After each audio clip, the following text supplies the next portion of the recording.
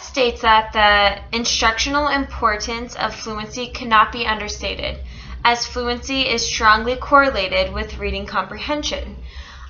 In Ness's work, she gives different ways that teachers can observe fluency.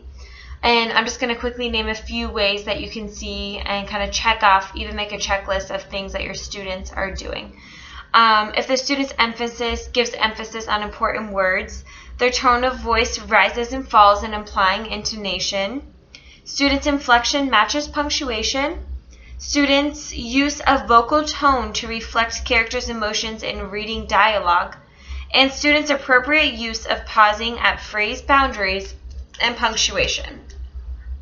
One way that is really good to practice fluency is to have joke time. You can have students write their own jokes and read them to the class, or you can just get a joke book and have students read the jokes to each other. The reason that this is so good for fluency is you have to really understand what you're reading and understand the different puns or maybe homophones or things like that, different things in literature that are used to tell jokes, and then be able to deliver the joke. And so there's a huge amount of fluency in doing that.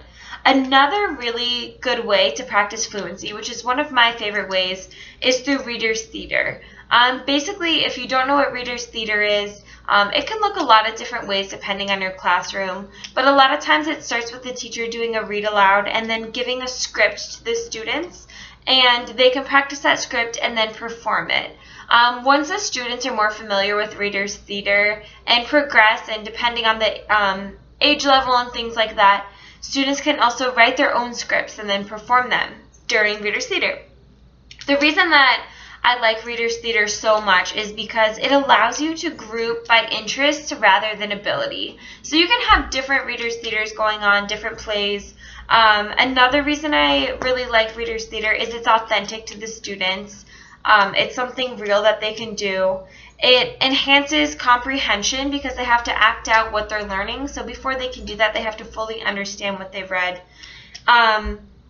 You can reach a range of students because you can have reader's theater about basically anything. So whatever interest your students have, you can really create a play or script, or have them create a play or script that matches what they're interested in. And lastly, the reason I love reader's theater is because it's really good for students who are learning English as a second language.